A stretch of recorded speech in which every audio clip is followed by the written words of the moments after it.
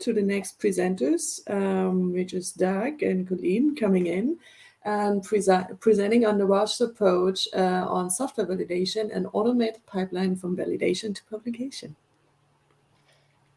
Thanks, Julianne. Hi, everyone.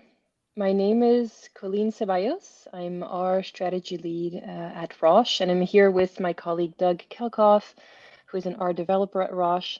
Both him and I are leads of a Roche internal team that validates R packages to enable regulatory submissions in R. This talk will be about Roche's approach to R package validation and our progress as well since last year's talk.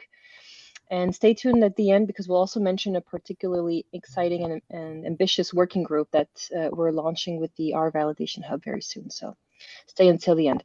So before we share our validation approach, I thought it was important to remind a couple of facts around why and how Roche is investing in R. So on the next slide, we illustrate, to illustrate how Roche is committed to R. I think there's no doubt about that, but just to highlight it, we're glad to announce that we've decided actually that the main analysis engine for all future Roche studies will be in R, will be R, which means that for all our new molecules from the start of 2023 onwards, R-based solutions will form the default reporting workflow for any GXP relevant and exploratory work. Of course, internally, we'll also continue to offer SAS, Python, etc., to enable our statisticians to choose the best tool for the task that they need.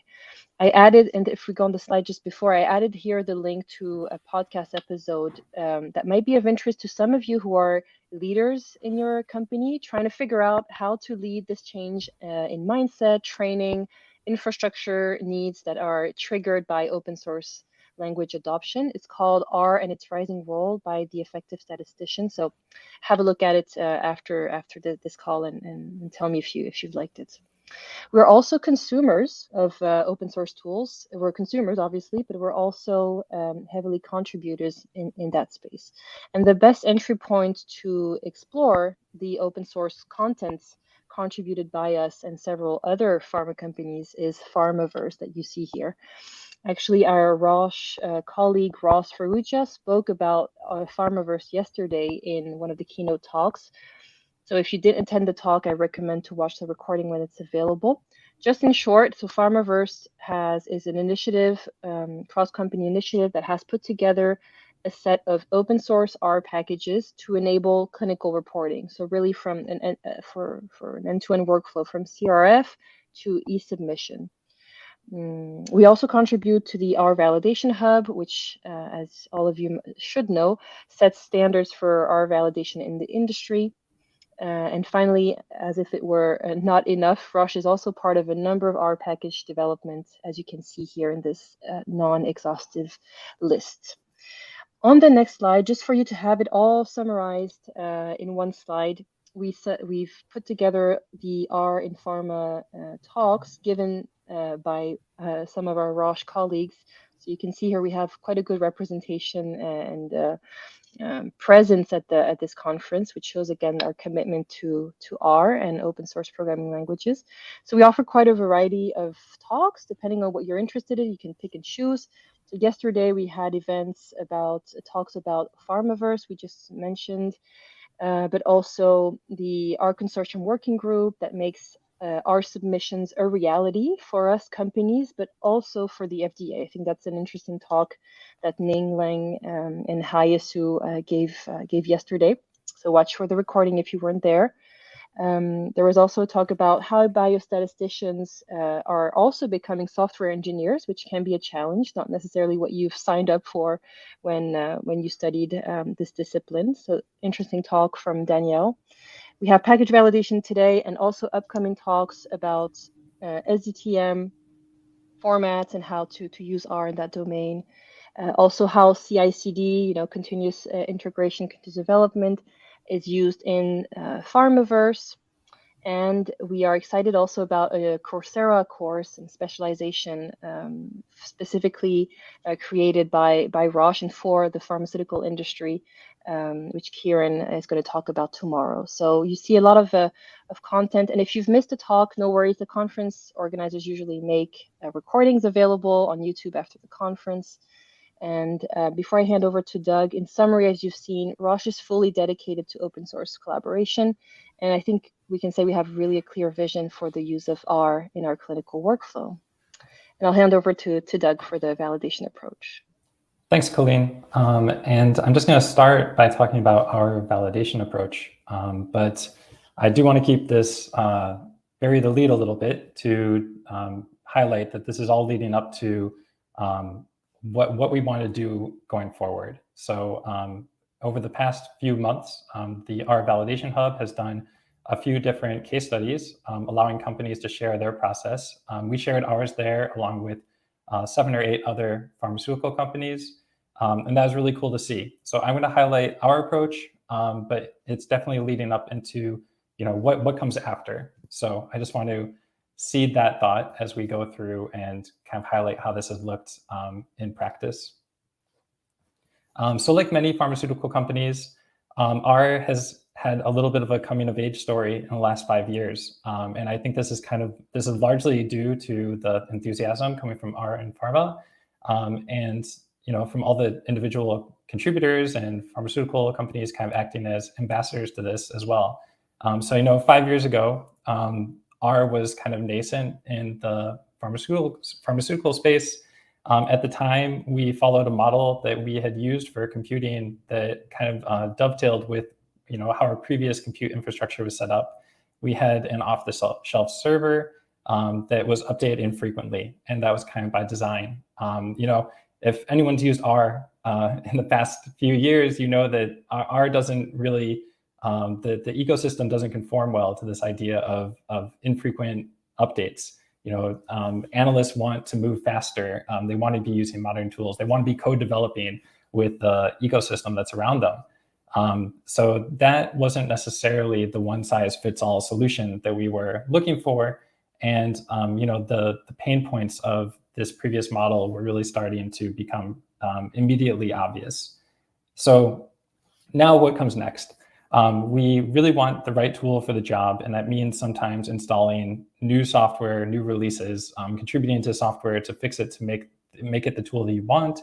It means that we have a diverse set of system needs. This isn't the scenario where everyone is performing the same task all the time. We have exploratory analytics, and we have study analytics, and we have deep learning teams that all want to be able to use these same tools to perform their analysis, and we want to support all those things.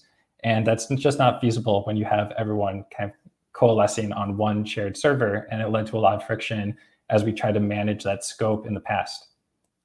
We also want to encourage collaboration within and without. So meaning we really want people within our company building shared tools, and when we can, we want that collaboration to be happening in the open source world. And for that to be the case, we need teams to be able to have immediate access to those tools, to do deployments that they can use, or they can use that software readily within their organization.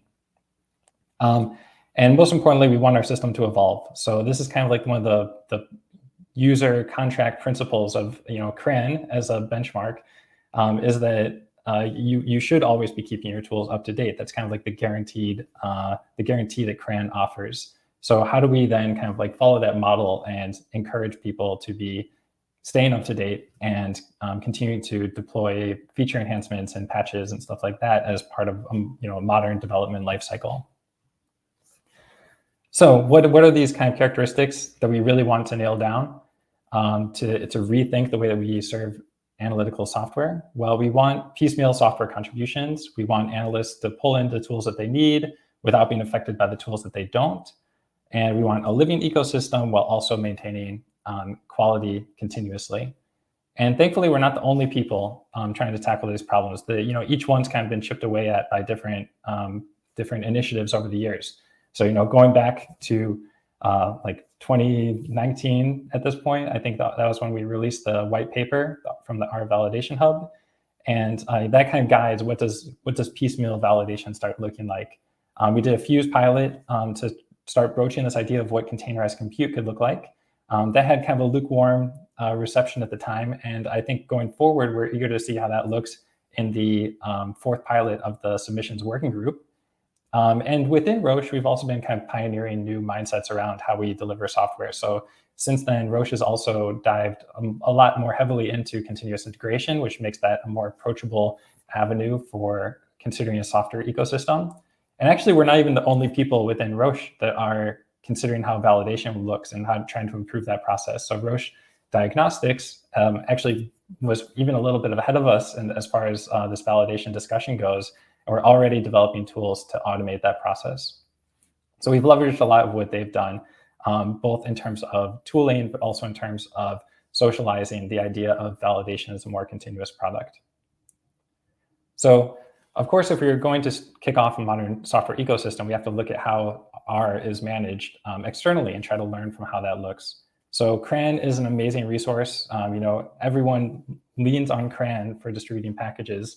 And that was really the basis. We want a system that looks like this, that doesn't make people that learned R in college have to reinvent the way they handle R when they move into industry. But it's not the end of the road for us. We've also leveraged MRAN in the past, which provides snapshots, which is really great for reproducibility, especially important in the pharmaceutical space. And since we've been happy users of RStudio's package manager, which allows us to spin up different repositories for different use cases and rolls in this snapshotting feature.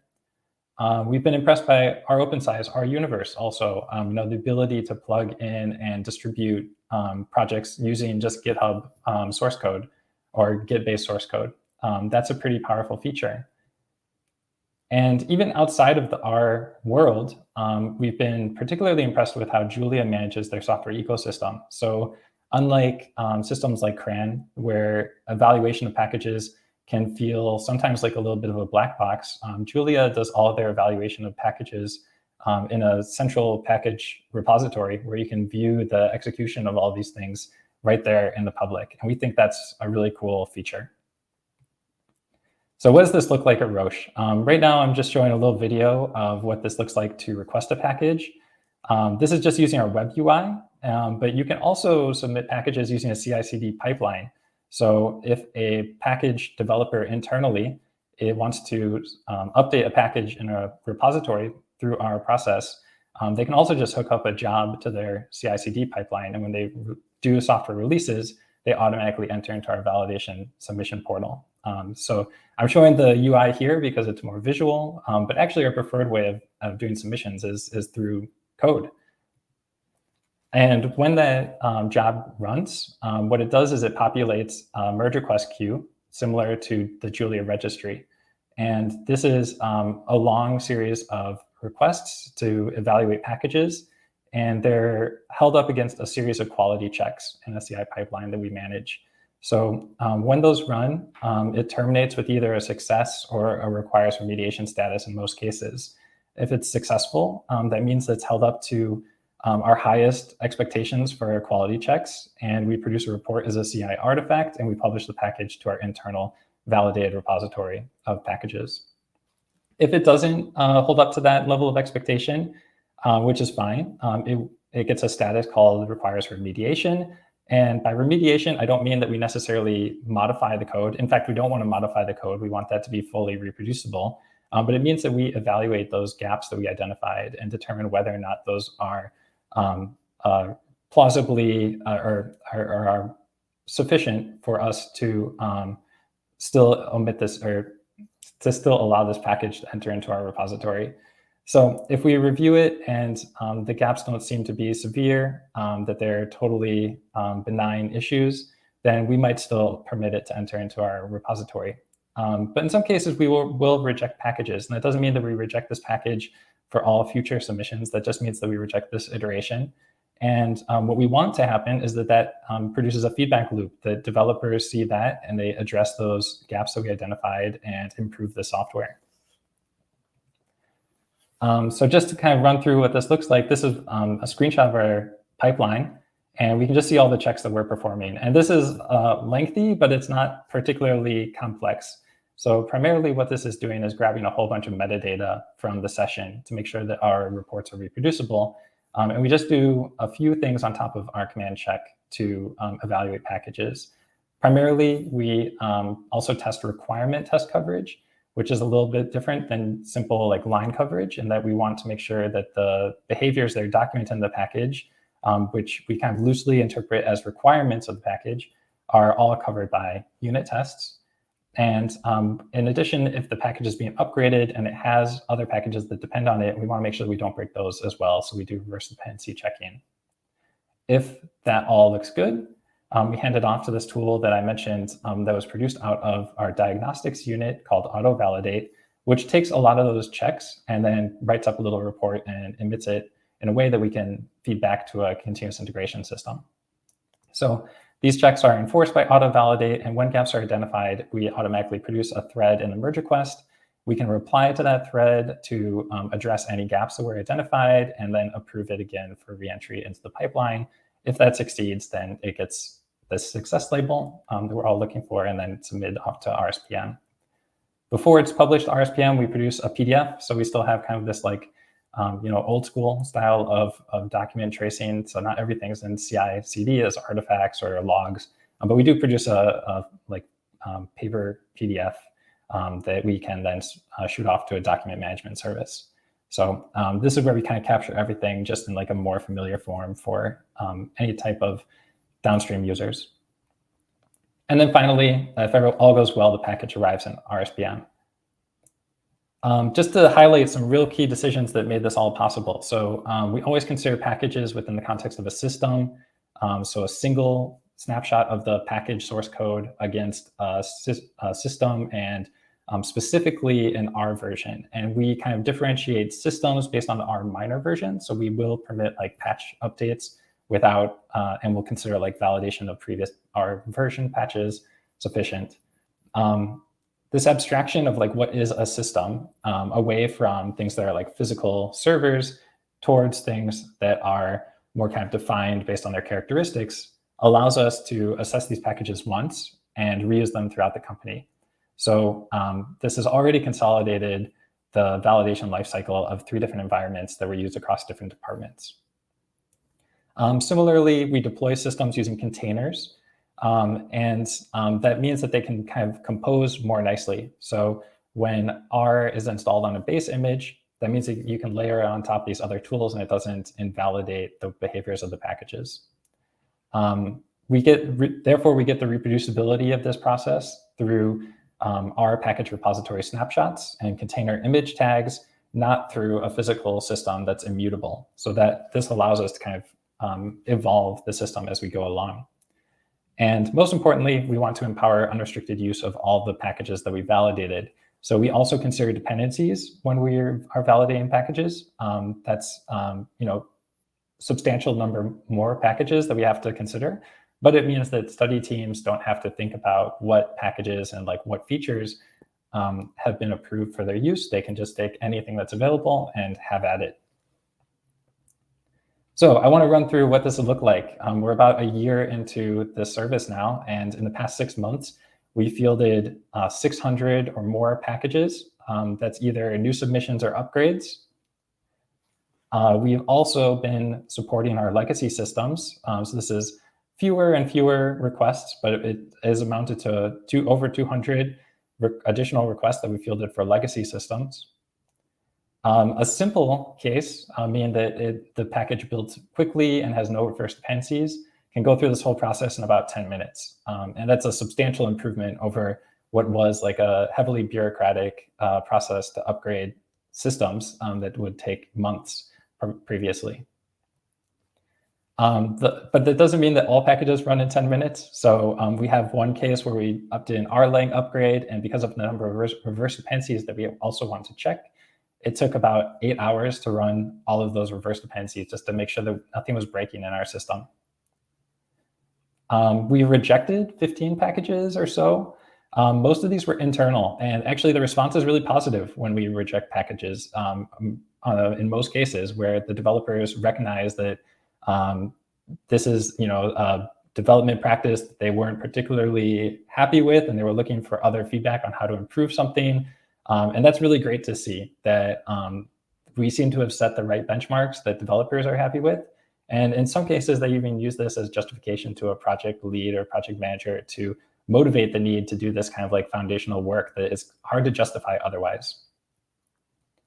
From those rejections, sometimes this is internal packages or public packages, but sometimes it's dependencies that we need to reject, and we don't feel comfortable having those available internally.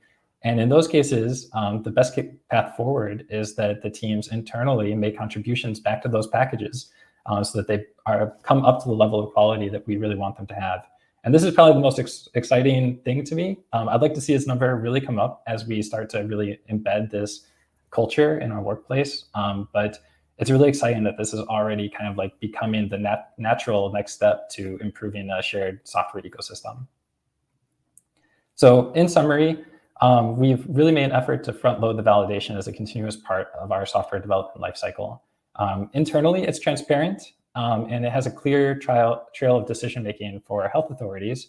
But ideally, we want this to be totally transparent because we still have kind of this risk that at the end of the day, even our best practices of what we're trying to achieve, we're still held to the scrutiny once we go to a health authority. And we'd like to front load that also. So the best way to do that is to take this approach and start to make it more open. And with that, I can hand back to Coline to discuss the future with the R Validation Hub. I think Julianne is going to interrupt us because I think we're out of time, but just 30 seconds on an initiative that we are launching next week. So we're really excited to start a working group as part of the R Validation Hub called Regulatory R Package Repository. The idea of this working group is that we start a 1-year pilot with the aim to prototype a process for a CRAN-like repository for regulatory use cases. Basically, it would be we have this ambition to build, not at Roche, but as a cross-company initiative, a repository, public repository with validated packages available to the public, basically. So instead of each company developing its own way of validating our packages, we want something to be public and have the hope that we can build this with the need of and the support of several companies. So on the next slide, we have a call for participants. Please contact Doug or I if you are an industry representative who will be able to drive this topic in your company. If you're also technically savvy, we also need contributors like you to actually build the repository and make key decisions as per its setup. And we will also need project supporters, so people who will be communicating our progress, because we will need to run regular meetings. And we need talented people to run the show and make sure we deliver as expected. So we're out of time. Thank you, Julianne. Thank you, everybody, for your time and attention.